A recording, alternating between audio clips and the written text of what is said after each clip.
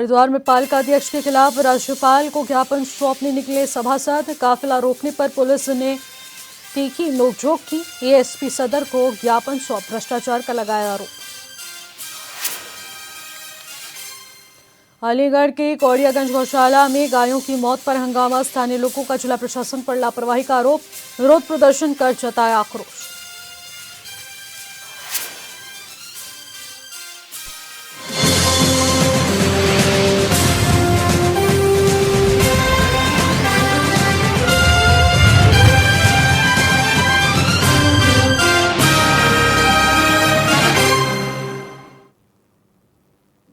नमस्कार, आप देख रहे हैं चैनल 24x7 और मैं हूं आपके साथ निशी भाटिया। वक्त तो चला है 3 बड़ी खबरों का। सबसे बड़ी और सबसे पहली खबर का रुख करेंगे। देहरादून में अंतर्राष्ट्रीय ओलंपिक दिवस के अवसर पर खेल विभाग की ओर से कार्यक्रम का आयोजन किया गया है, जहां पर प्रदेश के मुख्य पुष्कर सिंह धामी ने शिरकत की और इस मौके पर खेल मंत्री रेखा आर्य भी मौजूद रही। वहीं कार्यक्रम में सीएम ने सभी मौजूदा लोगों को शपथ दिलाते हुए कहा कि हम खेलों को अपने जीवन का हिस्सा बनाएंगे। इसके अलावा उन्होंने कार्यक्रम को संबोधित करते हुए कहा कि हमारे हर खिलाड़ी ने यह साबित कर दिखाया है कि भारत सिर्फ खेलों में भागीदारी नहीं बल्कि एक विजेता की भूमिका भी निभाता है। साथ ही उन्होंने कहा कि हर भारतीय खिलाड़ी खेल के हर क्षेत्र में भारत का तिरंगा शान से ऊंचा करता है।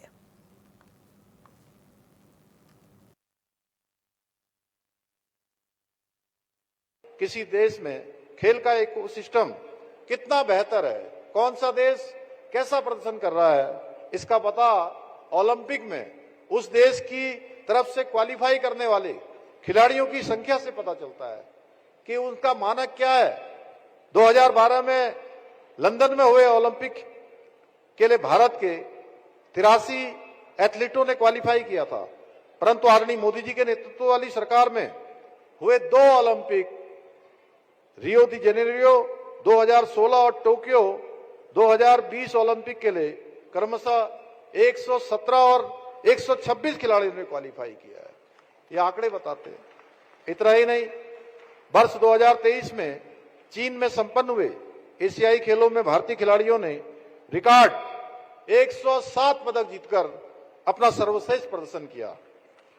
आज आदरणीय प्रधानमंत्री जी के मार्गदर्शन में नए जोश के साथ भारत 2030 युवा ओलंपिक और 2036 में ओलंपिक खेलों की मेजबानी के लिए भी तैयार है। प्यारे खिलाड़ियों, आज आदरणीय मोदी जी के नेतृत्व में खेलों का बजट पहले से कई गुना यानी कि 3 गुना बढ़ा दिया गया है। आदरणीय प्रधानमंत्री जी के मार्गदर्शन में हमारी सरकार प्रदेश में भी खेल संस्कृति को बढ़ावा देने, खिलाड़ियों को प्रोत्साहित करने के लिए निरंतर प्रयास कर रही है। अभी बहुत सारी बातें यहां पर खेल मंत्री जी ने आप सबके सामने रखी। इसी वर्ष हमारे राज्य में आयोजित हुए 38वें राष्ट्रीय खेलों के भव्य एवं सफल आयोजन ने उत्तराखंड को देवभूमि के साथ साथ खेल भूमि में भी, खेल भूमि के रूप में भी स्थापित करने का मार्ग प्रशस्त किया है। आज उत्तराखंड विश्व स्तरीय इंफ्रास्ट्रक्चर के मामले में भी देश के प्रमुख राज्यों में गिना जाने लगा है। अब हमारे प्रदेश में राष्ट्रीय है नहीं, अंतर्राष्ट्रीय स्तर की खेल प्रतियोगिताओं के आयोजन भी होने लग गए हैं। इस बार के राष्ट्रीय खेलों में उत्तराखंड के खिलाड़ियों ने एक इतिहास बनाने का काम किया। 103 पदक जीतकर हमारे राज्य का गौरव बढ़ाने का काम किया। यही नहीं, हमने राष्ट्रीय खेलों के अंतर्गत विभिन्न स्थानों में खेल प्रतिस्पर्धाओं का आयोजन कर पूरे राज्य को इन खेल आयोजनों से जोड़ने का काम किया। और कोई प्रतियोगिता ऐसी नहीं हुई जिसमें प्रदेश से बाहर जाकर कोई आयोजन करना पड़ा हो। सारे के सारे, और कोई टेंट में भी नहीं हुआ, कोई टेंट नहीं लगाया गया, कोई हैंगर नहीं लगाया गया, और सारे के सारे इंफ्रास्ट्रक्चर स्थायी इंफ्रास्ट्रक्चर बनाए गए जो आने वाले समय में हमारे खिलाड़ियों के, उनके खेलों के विकास में, उनके शारीरिक विकास में, खेल प्रतिभाओं को आगे निखारने में बहुत बड़ा योगदान देने वाली हैं। इसके अतिरिक्त हमारी सरकार उत्तराखंड को खेल भूमि के रूप में स्थापित करने के उद्देश्य से राज्य में शीघ्र ही स्पोर्ट्स लीगेसी प्लान भी लागू करने जा रही है, जिसके अंतर्गत प्रदेश के 8 प्रमुख शहरों में 23 अकादमियों की स्थापना की जाएगी। इन अकादमियों में प्रत्येक वर्ष विश्व स्तरीय एथलीट और 1000 अन्य खिलाड़ी उच्च स्तरीय प्रशिक्षण प्राप्त कर सकेंगे। इतना ही नहीं, हमारी सरकार हल्द्वानी में उत्तराखंड का प्रथम खेल विश्वविद्यालय और लोहाघाट में एक महिला स्पोर्ट्स कॉलेज स्थापित करने की दिशा में भी तेजी से कार्य कर रही है। प्यारे खिलाड़ियों, प्रदेश में खेलों के विकास और खिलाड़ियों को प्रोत्साहित करने के उद्देश्य से हमने प्रदेश में नई खेल नीति भी लागू की है। इसी नीति के अंतर्गत राष्ट्रीय और अंतर्राष्ट्रीय स्तर पर पदक जीतने वाले खिलाड़ियों को आउट ऑफ टर्न सरकारी नौकरी भी प्रदान की जा रही है। इसके साथ ही हमारी सरकार खेल विकास निधि, मुख्यमंत्री खिलाड़ी प्रोत्साहन योजना, मुख्यमंत्री उदयमान खिलाड़ी योजना, खेल किट योजना, खिलाड़ियों को ट्रैवल अलाउंस भत्ता तथा खिलाड़ियों को खेल के दौरान घायल होने पर आर्थिक सहायता जैसे कार्यक्रमों के माध्यम से राज्य के उभरते हुए खिलाड़ियों को प्रोत्साहित करने का काम कर रही है। यही नहीं, हम उत्तराखंड खेल रत्न पुरस्कार, हिमालय खेल रत्न पुरस्कार प्रदान कर खिलाड़ियों को उनकी योग्यता को सम्मानित भी कर रहे हैं। इसके अलावा हमने राजकीय सेवाओं में खिलाड़ियों के लिए 4% खेल कोटे को पुनः लागू कर दिया है, जिससे हमारे खिलाड़ियों के परिश्रम और कौशल को उचित अवसर और सम्मान मिल सके। मुझे पूरा विश्वास है इन सभी प्रयासों द्वारा हम अन्य क्षेत्रों के साथ साथ खेलों में भी उत्तराखंड को देश का श्रेष्ठ राज्य बनाने के अपने विकल्प रहित संकल्प को पूरा करने में अवश्य सफल होंगे। प्यारे खिलाड़ियों, मैं आज के इस अवसर पर आप सभी खिलाड़ियों से ये कहना चाहूंगा कि खेल में हार जीत से अधिक महत्वपूर्ण है खेल भावना, जो जीवन के हर क्षेत्र में हमारे जीवन में काम आने वाली होती है। मुझे पूरा विश्वास है कि ये भावना आप सभी को न केवल खेलों के क्षेत्र में बल्कि जीवन के हर क्षेत्र में सफलता दिलाने में अवश्य सहायक सिद्ध होगी। आज अंतर्राष्ट्रीय ओलंपिक दिवस पर हम सभी को एक संकल्प लेना है कि हम खेलों को अपने जीवन का हिस्सा बनाएंगे, अपने बच्चों को पढ़ाई के साथ साथ खेलों के लिए भी प्रोत्साहित करेंगे और भारत को विश्व खेल मंच पर शीर्ष पर पहुंचाने पर अपना जो हम सबका सपना है उस सपने को साकार करेंगे। इसी विश्वास के साथ आप सभी को आज के इस दिवस की बधाई देते हुए, शुभकामनाएं देते हुए मैं अपनी बात समाप्त करता हूं। बहुत बहुत धन्यवाद। अब दूसरी बड़ी खबर का रुख करेंगे। शिवालिक नगर पालिका अध्यक्ष के खिलाफ राज्यपाल को ज्ञापन देने जा रहे सभासद को पुलिस ने रोक दिया है। रानीपुर क्षेत्र में निर्दलीय सभासद रोबिन सिंह का काफिला पुलिस ने बीच रास्ते में रोक दिया, जिसके बाद जमकर हंगामा हुआ। पुलिस और प्रदर्शनकारियों के बीच तीखी नोकझोंक भी देखने को मिली। बाद में एएसपी सदर को ज्ञापन सौंपा गया और उन्होंने पालिका अध्यक्ष राजीव शर्मा को भ्रष्टाचार, फर्जी टेंडर और भुगतान घोटाले के गंभीर आरोप लगाते हुए यहां पर रोका। तो सभासद को पुलिस ने रोका है। राज्यपाल को ज्ञापन देने जा रहे थे सभासद, एएसपी सदर को फिर ज्ञापन सौंपा गया। पालिका अध्यक्ष पर आपको बता दें पहले भी भ्रष्टाचार के तमाम आरोप लगे हैं और उसी के चलते यहाँ पर ये थोड़ी सी नोकझोंक देखने को मिली। एएसपी सदर को फिलहाल ज्ञापन सौंपा गया है, लेकिन राज्यपाल को ज्ञापन देने जा रहे थे सभासद, जिनको पुलिस के द्वारा रोका गया है। तो ऐसे में भारी भीड़ भी इकट्ठा हो गई, उनके समर्थक भी वहां पर मौजूद रहे और इसी बीच ये तीखी नोकझोंक भी पुलिस प्रशासन के साथ देखने को मिली है। ऐसे में पुलिस और प्रदर्शनकारियों के बीच तीखी नोकझोंक तस्वीरों के माध्यम से भी आप देख सकते हैं, लेकिन दूसरी तरफ एएसपी सदर को ज्ञापन आखिरकार सौंपा गया है। लेकिन अगर एक और तस्वीर हम आपको दिखाएं तो पालिका अध्यक्ष राजीव शर्मा पर भ्रष्टाचार के तमाम आरोप लगे हुए हैं। ऐसे में ये तमाम आरोप बता दें कि फर्जीवाड़े से जुड़े हुए हैं और फर्जीवाड़े के तमाम मामलों में ये आरोप लगे हैं। जहां पर घोटाला भी हुआ उसका आरोप लगा है, भ्रष्टाचार के तमाम आरोप हैं, फर्जी टेंडर लेकर और भुगतान घोटाले को लेकर गंभीर आरोप यहां पर लगाए गए हैं और उसी के चलते यहां पर पालिका अध्यक्ष पर ये तमाम आरोप गढ़ते हुए कहा गया है। ऐसे में पुलिस और प्रदर्शनकारी लगातार यहां पर तीखी नोकझोंक करते हुए दिखाई दिए। एएसपी सदर को भी ज्ञापन सौंपा गया है और इसी बीच ये तमाम तस्वीरें सामने आई हैं जहां पर पालिका अध्यक्ष पर तमाम आरोप लगाए हुए हैं और उसी को लेकर ये ज्ञापन सौंपने जा रहे थे। ऐसे में शिवालिक नगर पालिका अध्यक्ष के खिलाफ ये राज्यपाल को ज्ञापन देने जा रहे सभासद को पुलिस के द्वारा रोका गया और ऐसे में जब मना किया गया तो उस बीच सभासद ने तमाम आरोप यहां पर लगाए और कहा कि मुझे जाने से इसलिए भी रोका जा रहा है क्योंकि यहां पर साफ तौर पर तस्वीरें हैं कि कितना बड़ा घोटाला हो रहा है, कितने बड़े भ्रष्टाचार में नगर पालिका अध्यक्ष यहाँ पर संलिप्त हैं और पालिका अध्यक्ष लगातार गंभीर मामलों में फंसे हुए हैं और इसी के चलते अगर उन पर कोई कार्रवाई होती है तो उससे पहले ही मुझे रोकने की यहाँ पर कोशिश की जा रही है। पुलिस ने बीच रास्ते में उन्हें रोक दिया और जमकर हंगामा हुआ है। पुलिस और प्रदर्शनकारियों के बीच ये तीखी नोकझोंक की तस्वीरें भी आई हैं जो कि सोशल मीडिया पर भी वायरल हो रही है। तो ऐसे में तमाम समर्थक जो प्रदर्शनकारी रहे और दूसरी तरफ पुलिस प्रशासन का पूरा महकमा यहाँ पर देखने को मिला जो कि इस भीड़ को शांत करने में जुटा रहा, लेकिन इसी बीच थोड़ी नोकझोंक देखने को मिली है।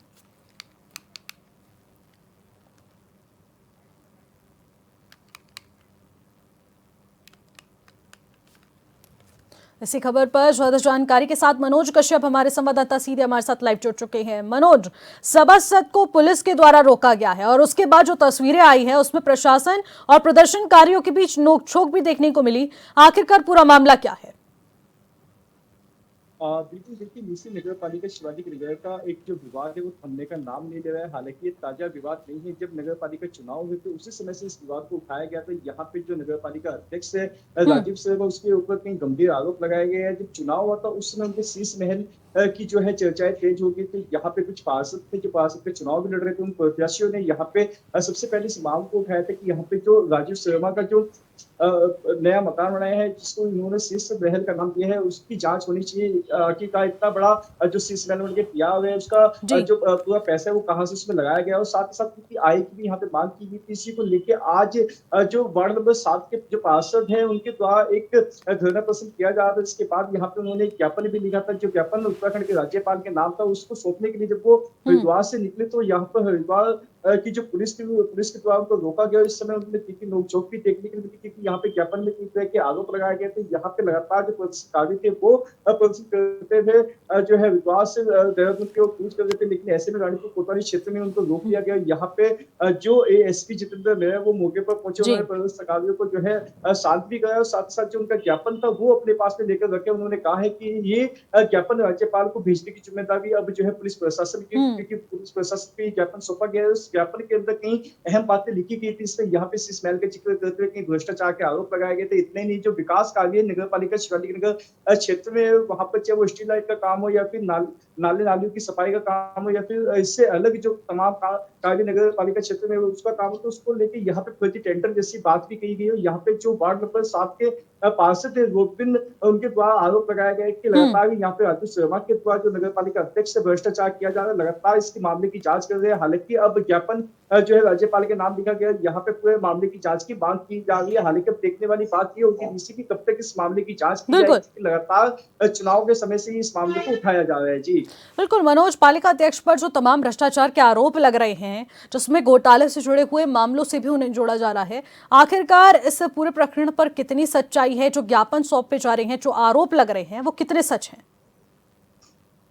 बिल्कुल देखिए, जब कभी भी कोई ऐसा आरोप लगता है तो उसमें कहीं ना कहीं कुछ सच्चाई निकल के सामने आती है। हालांकि जो नगर पालिका अध्यक्ष थे राजीव शर्मा, उनके द्वारा अभी तक कोई ज्ञान सामने नहीं आया। हालांकि जब उनसे संपर्क करने की कोशिश की जाती है तो यही बात निकल के सामने आती है, तो अपने आप को विवाद से बाहर होना बता दिया जाता है या फिर इससे अलग कई बातें जो है कही जाती है। यानी कहा जा सकता है कि साफ तौर पर राजीव शर्मा इस पर कुछ बोलने के लिए तैयार नहीं है। लगातार संपर्क किया जाता है लेकिन उनसे जो है मुलाकात नहीं हो पाती। देखने वाली बात ये होगी जब इस पर मामले की जांच की जाएगी, घोटाले निकल के सामने आएगी। उत्तराखंड के जो मुख्यमंत्री पुष्कर सिंह धामी ने इस बात को साफ किया कि किसी भी ऐसे अधिकारी या फिर कुछ ऐसे जो पद पर बैठे हुए नेता उनको बिल्कुल छोड़ा नहीं जाएगा जो भ्रष्टाचार में लिप्त होंगे। क्योंकि हरिद्वार में अभी बीते दिन पहले भी एक कार्रवाई देखने के लिए मिली थी जब नगर निगम के नाम पर जो जमीन खरीदी गई थी उस पर घोटाला का मामला एक सामने आया। जिसमें हरिद्वार के जो जिलाधिकारी थे उनको सस्पेंड किया गया था, एसडीएम अजयवीर सिंह को सस्पेंड किया गया। तो साथ ही साथ जो नगर पालिका तत्कालीन जो यहाँ पे उनको भी यहाँ पे सस्पेंड किया गया। तो लगातार भ्रष्टाचार के खिलाफ लगातार जो है उत्तराखंड सरकार के द्वारा कार्रवाई की जा रही है। जब इस पत्र की जांच होगी तो देखने वाली बात ये होगी कि इस पे क्या कुछ निकल के सामने आते हैं। ठीक है मनोज, बहुत बहुत शुक्रिया तमाम जानकारी के लिए। हमारे साथ रोबिन सिंह सभासद भी हमारे साथ जुड़ चुके हैं। सभासद रोबिन सिंह हमारे साथ इस वक्त हैं। रोबिन सिंह, जिस तरीके से आप लोगों को यहाँ पर देखने को मिला कि पुलिस के द्वारा रोका गया, राज्यपाल को ज्ञापन देने जा रहे थे और उसी बीच आपको पुलिस प्रशासन की तमाम गाड़ियों ने वहां पर रोक दिया, आखिरकार क्यों रोका गया है? मैडम, वो आप समझ सकते हैं कि इनकी जो दमनकारी नीति है कि भाई जो सच के लिए आगे आए उसका दमन कर दिया जाए। तो इसलिए मैडम हमें लगता है कि हमें रुक दिया गया वहाँ पर। क्योंकि देखिए कि हमने अभी पिछले हफ्ते होने वाले जो 5.6 करोड़ का यूनिपोल घोटाला हुआ, उससे पहले 6.8 करोड़ का लाइट घोटाला हुआ, जो डोर टू डोर कलेक्शन में जो स्कैम चल रहा है, और भी कितनी अनियमितताएं हैं इसमें, जो 8 वार्डों में खुली दादागिरी की जा रही है। इसके खिलाफ खुलकर मोर्चा खुला कि एक व्यक्ति विशेष एक मठाधीश बन के बैठा है और सबको अपनी मतलब डिक्टेटरशिप जैसे हिटलर तानाशाही वो चला रहा है कि भाई मैं इन वार्डों में काम नहीं करवाऊंगा। क्यों नहीं करवाऊंगा? इसके पीछे का जो बेसिक रीजन है, आप हम सबको ना उसको समझना पड़ेगा। बेसिक रीजन ये है कि आप समझिए कि एक बोर्ड बैठक को करवाने के लिए हमें कितना संघर्ष करना पड़ा हम सभासदों को। आप लगाइए कि लगभग 3.5 महीने बाद जाकर हमारी बोर्ड बैठक हुई, और वो बोर्ड बैठक कैसे हुई उसमें डीएम साहब ने दखल दिया, और हम सब सभासद जब बार बार डीएम साहब से मिले तो डीएम साहब ने आदेश किया नगर पालिका ईओ को और अध्यक्ष को कि आप बोर्ड बैठक क्यों नहीं बुलाते हैं, जब पूरे प्रदेश में 11 नगर निगम और 43 नगर पालिकाएं लगभग 2-3 बार अपनी बोर्ड बैठक कर चुके, अपने काम सुचारू रूप से शुरू कर चुके, तो आप बोर्ड बैठक क्यों नहीं बुला रहे? तो मैडम अल्टीमेटली वो उनके दखल से हमारी बोर्ड बैठक हुई, और बोर्ड बैठक होने के बाद 555 प्रस्ताव पास किए गए। एक भी सभासद को ये नहीं पता कि वो कौन से प्रस्ताव हैं। उसकी प्रोसीडिंग जो हमारा प्रोटोकॉल है वो प्रोसीडिंग हमको मिलनी चाहिए। हम बिना पढ़े उसको कैसे साइन करें? अब हम पे दबाव बनाया जा रहा है, ब्लैकमेल किया जा रहा है कि आपको साइन करने पड़ेंगे। आप लगाइए कि लगभग 3 मई को हमारी मई जून जुलाई 3 मई को हमारी बोर्ड बैठक हुई, और आज तक उस प्रोसीडिंग की कॉपी हम सभासदों को उपलब्ध नहीं कराएगी जी, है ना। कई सारी चीजें हमने बहुत डिटेल में पूछी है कि पिछले लगभग 6.5 साल जो हो गए इनके कार्यकाल को, आज तक एक भी सिंगल टेंडर हमने ओपन चैलेंज किया है। एक भी सिंगल टेंडर ये बताते हैं कि आपने कौन से न्यूज़पेपर में पब्लिश करवाया। ऐसे अखबारों में न्यूज टेंडरों को निकाला जाता है जो अपने घर पे अपने ही परिवार में छपवाकर वही अपने तक सीमित कर दिए जाते हैं। मैडम कितनी अनियमितताएं हैं और इतनी सारी चीजें हमारे पास हैं, विद एविडेंस बोल रहा हूँ आपको। आप ये लगाइए कि सबसे बड़ा हमने जो कल एसआईटी की जांच की मांग की है रिटायर्ड न्यायाधीश द्वारा जी, कि भाई कितनी तेजी से अपना व्यक्तिगत विकास हमारे माननीय अध्यक्ष जी कर रहे हैं, ये हम सबको समझना पड़ेगा कि पिछले कुछ ही समय में किस तरीके से 14 से 15 करोड़ रुपए का शीश महल बनाकर तैयार किया। अभी पिछले महीने टोयोटा फॉर्च्यूनर लाए हैं, तो किस तरीके से गाड़ियों का काफिला बढ़ता जा रहा है, कैसे अपनी व्यक्तिगत आय बढ़ती जा रही है, और किस तरीके से घोटालों पे घोटाले सामने आ रहे हैं, लेकिन कोई जांच कोई कार्रवाई हो नहीं रही। इसके लिए हम सब इकट्ठे हुए थे और हम सब लोगों ने मिलकर राज्यपाल महोदय को ज्ञापन दिया। हम निवेदन करते हैं माननीय मुख्यमंत्री जी से, वो 0 टॉलरेंस की नीति पे काम करते हैं। अभी उन्होंने बहुत अच्छा एग्जाम्पल भी सेट किया। डीएम साहब चले गए, एसडीएम साहब चले गए, और एमएनए साहब के ऊपर भी उन्होंने कार्रवाई की है। तो थोड़ा सा ध्यान वो इस तरफ भी दें। यहाँ खुला भ्रष्टाचार, खुली लूट चल रही है, और सब लोग इस चीज को देख रहे हैं, समझ रहे हैं, और साथ हमारा सहयोग करने, हमारा समर्थन करने आ रहे हैं। बिल्कुल रॉबिन जी, देखिए दूसरी तरफ जिस तरीके से आप राज्यपाल को ज्ञापन सौंपने जा रहे थे, बीच में पुलिस आपको रोक देती है, फिर उसके बाद एएसपी को आपके द्वारा ज्ञापन सौंपा जाता है जो कि राज्यपाल तक पहुंचाने की जिम्मेदारी इस बातचीत में की गई है। आखिरकार उस वक्त वो बातचीत तीखी नोकझोंक में किस तरीके से तब्दील हुई? मैडम देखिए, आंदोलन करना हमारा डेमोक्रेटिक राइट है। हमने बोला कि एक खुले मैदान में, जहाँ पर रामलीला होती है, खुले मैदान में, क्योंकि हमारा इंटेंशन कोई व्यवस्था को बाधित करना नहीं था, किसी सड़क को रोकना, उस पर जाम लगाना नहीं था, हम कोई पत्थर चलाने नहीं पहुंच रहे थे, बल्कि शपथ पत्र दिया मैंने उसमें अजय महोदय को कि हम एक शांतिपूर्ण जन आंदोलन करना चाहते हैं, जिसमें ये चीजें हम जो है, ताकि सरकार का ध्यान इन अनियमितताओं और भ्रष्टाचार पर जाए। तो उसके लिए हमको रोका कि भाई नहीं बोल सकते आप। तो मैडम ये तो वही तानाशाही है जो आजादी से पहले हुआ करती थी ब्रिटिश काल में, वही हम निकल देखी। 3 गाड़ियां, आप समझिए पीएससी की बटालियन लगा दी गई हमको रोकने के लिए, क्योंकि इसमें हमारे साथ बहुत सारे सामाजिक संगठन जो प्रदेश लेवल से भी हमारे साथ जो है, स्वाभिमान मोर्चा है, किसान मोर्चा है, बजरंग दल, अंतर्राष्ट्रीय बजरंग दल, और जितने व्यापार मंडल आप लगा लीजिए, सीनियर सिटीजन फोरम, इनके इतने लोगों ने हम हस्ताक्षर करके हम हमारे साथ जाकर डीएम साहब को दिए कि हम इनका समर्थन करते हैं 22 जून वाले आंदोलन का। तो उन्हें अंदेशा था कि भाई ये भ्रष्टाचार की पोल खुलने वाली है। तो बिल्कुल, प्रशासन ने मिलकर हमारे आंदोलन को किस तरह आप समझिए कल दबाया। बिल्कुल बिल्कुल, बहुत बहुत शुक्रिया रॉबिन तमाम जानकारी के लिए, हमारे साथ बातचीत करने के लिए। तो जिस प्रकार से देखने को मिला कि किस तरीके से भ्रष्टाचार के तमाम आरोप लगाए जाते हैं सपा संघ द्वारा और उसके बाद उनको वहां रोक दिया जाता है क्योंकि वो राज्यपाल को ज्ञापन सौंपने जाते हैं, लेकिन इन तस्वीरों के बाद आखिरकार इस पर क्या कुछ कार्रवाई की जाएगी, इस ज्ञापन का क्या कुछ जवाब मिलेगा, वो देखने वाली बात रहेगी। तीसरी बड़ी खबर का रुख कर लेंगे। इसी बीच अलीगढ़ के थाना अकबराबाद क्षेत्र के कस्बा कौड़ियागंज में गौशालाओं के अंदर गाय तड़प तड़प कर मर रही है। ऐसे में स्थानीय लोगों ने जिला प्रशासन पर लापरवाही के तमाम आरोप लगाए। दरअसल कान्हा गौशाला में आधा दर्जन गायों के मरने से स्थानीय लोगों में काफी आक्रोश है। इसी को लेकर स्थानीय लोगों ने जमकर विरोध किया है।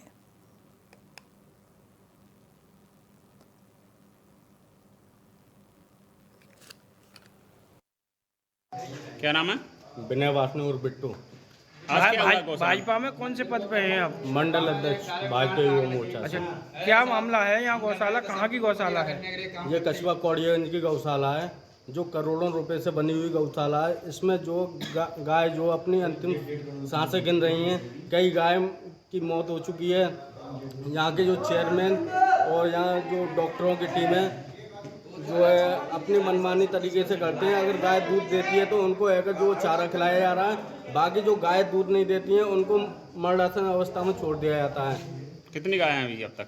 अब 7 गाय, 3 गाय तो मरी हुई हैं और 4 गाय अंतिम अपनी सांस गिन रही हैं। इस संबंध में आपने किसी अधिकारी को अवगत कराया था? अभी एसडीएम साहब से है मैंने संपर्क साधा, लेकिन उनका जो है नंबर बंद गया। अच्छा, इसमें डॉक्टर जो है उसका क्या रोल है यहाँ पे? डॉक्टर जो आता है बताया जा रहा है कि जो है डबल डोज लगा दी है गाय के लिए, जबकि ऐसा जो है कभी होता नहीं है। लेकिन डबल डोज लगाई क्यों है? ये जो गंभीर प्रकरण है और डॉक्टर पर कड़ी कार्रवाई की जानी चाहिए। तो गौशालाओं में तड़प तड़प कर गाय मर रही है। जिला प्रशासन पर तमाम लापरवाही के आरोप यहां पर लगाए जा रहे हैं। स्थानीय लोगों में काफी ज्यादा आक्रोश है, लोग जमकर विरोध प्रदर्शन कर रहे हैं। अलीगढ़ से तस्वीरें सामने आ रही हैं जहां पर स्थानीय लोगों ने यहां पर मोर्चा खोल दिया है क्योंकि यहां पर बड़ी लापरवाही जिला प्रशासन के द्वारा की जा रही है। इस पर डॉक्टर्स के ऊपर तमाम आरोप लगाए जा रहे हैं क्योंकि वो गायों को डबल डोज दे रहे हैं, जिस वजह से गायों की तबीयत बिगड़ जा रही है, जिसके चलते उनकी मौत हो जा रही है। लेकिन ऐसे में तमाम प्रकरण अलग अलग जगहों से सामने आ रहे हैं। प्रशासन पर तमाम आरोप यहां पर है।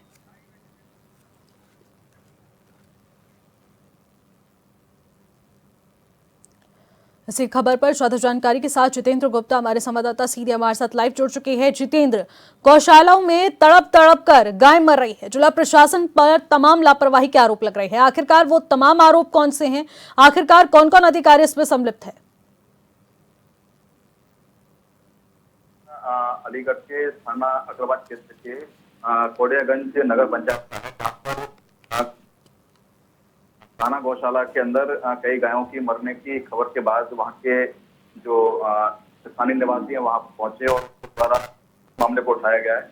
और मैं बता दूं इस मामले में जो नगर पंचायत के आपके चेयरमैन और वहां पे ईओ और कई अधिकारी जो इस मामले को देखते हैं उनके द्वारा इसमें पूरी लापरवाही का मामला बताया जा रहा है। और जो गौशाला को केयर टेकर हैं उनके द्वारा भी उसमें लापरवाही एकदम साफ नजर आ रही है, जिसमें एकदम क्लियर दिखाया आप तस्वीरों में देख रहे हैं जिस तरीके से गायें मर रही हैं। और उनके इससे पहले भी कई बार घटनाएं ऐसी आ चुकी हैं और अभी कुछ समय पहले ही एक बहुत बड़ी घटना रही जिसको जो कि काफी हाईलाइट भी रही है। और लगातार प्रशासन की लापरवाही इसमें सामने आ रही है, जिसके द्वारा गौशालाओं पे आज तक पूरी तरीके से ध्यान नहीं दिया जा रहा है। जी, लेकिन जितेंद्र, जिस प्रकार से स्थानीय लोगों में काफी आक्रोश है और काफी लंबे समय से गौशालाओं में इस तरह से अनदेखी की जा रही है, पशुओं की, गायों की इतनी अनदेखी की जा रही है कि उनको बेसहारा छोड़ दिया जा रहा है, अभी तक इस पर क्यों एक्शन नहीं लिया गया? देखिए, जनता को जैसे जानकारी मिलती है उनके द्वारा अधिकारी को सूचित भी किया जाता है, लेकिन उस समय उस मामले को कहीं ना कहीं उसको दबाने की कोशिश की जाती है। उसके बाद फिर लगातार इस बात पर काफी टाइम के बाद फिर दोबारा कभी कोई घटना उठती है, उसके बाद ही उस पर आगे बात बढ़ती है, जिससे सीधे सीधे समझ में आ रहा है कि कहीं ना कहीं पूरे तरीके से प्रशासन की लापरवाही है। और वहाँ की हो सकता है जो केयर टेकर है उनके द्वारा कोई मिलीभगत का भी मामला सामने आ सकता है। बिल्कुल, लापरवाही का बड़ा मामला इस वक्त प्रकाश में आ चुका है। बहुत बहुत शुक्रिया जितेंद्र तमाम जानकारी के लिए। फिलहाल 3 बड़ी खबरों में मेरे साथ बस इतना ही। आप देखते रहिए HNN 24/7। नमस्कार।